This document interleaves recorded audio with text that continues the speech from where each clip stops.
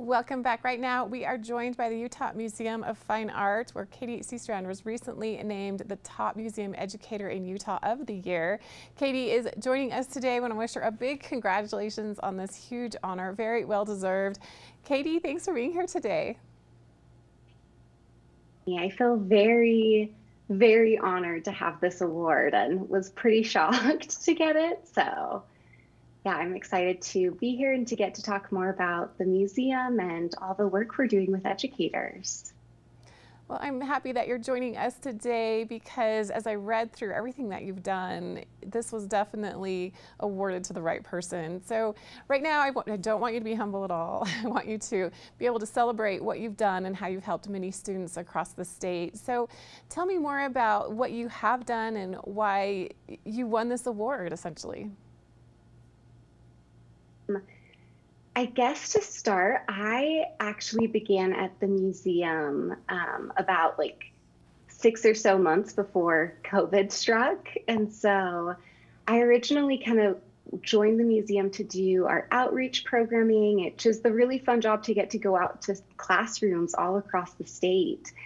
And then when, everything changed, the first thing we had to do was think about, how can we still serve teachers and students from a distance? And so the immediate thing was a need was brought to our attention for some students that didn't have art making materials or, Wi-Fi connection, their internet connection wasn't strong or unavailable. And so we decided to make some art kits.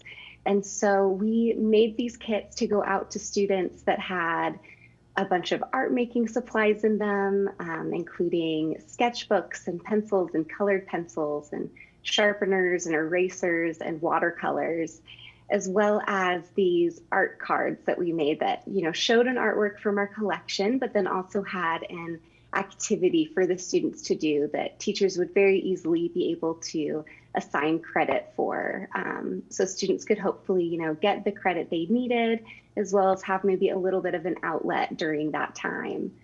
So that was kind of how we started. And then with the summer, we were able to really take a step back and think about, how can we try to serve all these classrooms across the state from such a distance to keep everyone safe and healthy. And so we developed 5 distance learning programs, which were really fun, but now it's kind of nice that we're beginning to get back to in-person. We're going back through and thinking really thoughtfully about what we want to continue and keep going, and what things might have just been, perfect for the time to reach as many students as possible.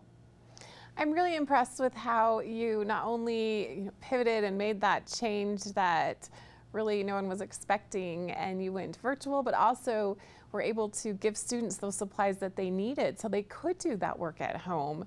What kind of feedback did you get from that? Did you hear from any students or teachers or parents about how much those supplies meant to them?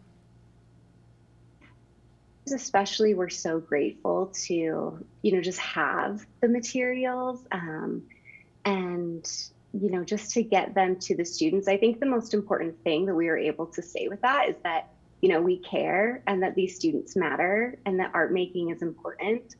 And so I think that was kind of the main thing that we were able to kind of learn and had feedback with that, of just taking that time to let students know that they're important to us at the museum and to everyone here, and that we were able to kind of get those supplies to them.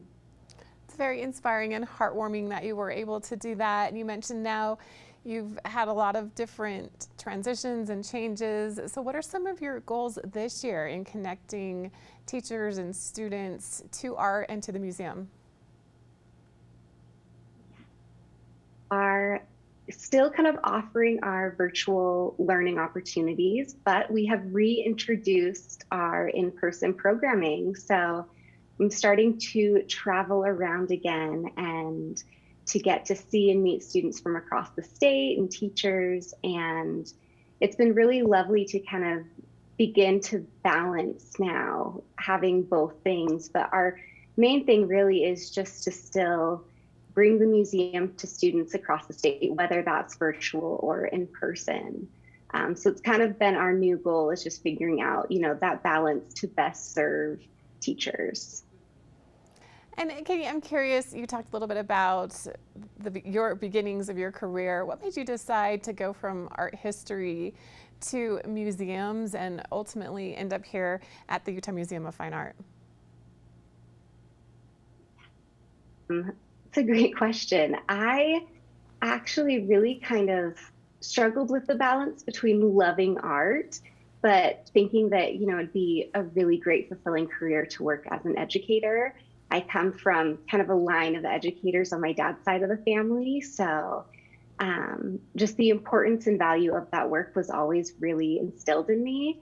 And so when I realized that there was such a thing as like museum education, I all of a sudden was like, oh my goodness, I can do two things I love at the same time. I can be an educator as well as, be working with art and art history every day. And so the opportunity to get to just talk about something I'm so passionate about and share that with students, it's really kind of a dream come true.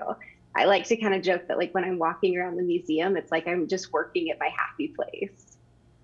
And we're very grateful that you are there and helping so many students in the museum and connecting with art. I'm curious, with you winning this award from the Utah Museum of Fine Art, I'm hopeful that maybe this means that art is getting emphasized. Sometimes art can be put on the back burner, especially in curriculums and public schools funding. So are you finding that art is being more prioritized, or at least put where it needs to be within an overall education?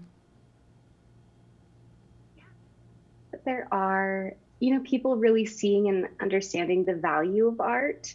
I'll just kind of say too, I think teachers have always really kind of understood that, but sometimes there's just so much on their plate that it's hard to, bring in or, find those ways. And so that's one thing I'm just so happy that I get to work with the amazing educators here in Utah, is that I can hopefully just kind of take some of that off their plate or bring to them. Another thing that I think is really important that we're trying to do too is really focusing on arts integration. And so, it doesn't have to just be art making is only in the art classroom and, that's it when you're doing things that are specifically for art. You can actually bring art into science and math and history and English and all of these different ways. So that's one thing that we've really been focusing on, creating lesson plans and, additional resources to make sure that art can find its way, into classrooms at really any time or with any subject. And Katie, how can we connect with you and with the Utah Museum of Fine Arts and all of your programs with art, with education, all of those great things?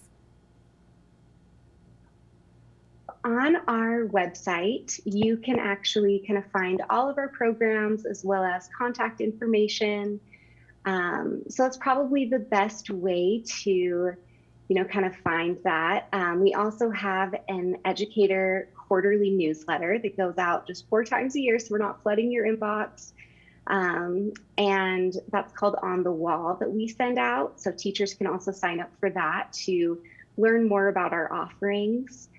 For example, one thing we have this Saturday is a Teacher Appreciation Day, where we are inviting educators to come into the classroom and to bring, a couple family or friends to come into our museum, not the classroom.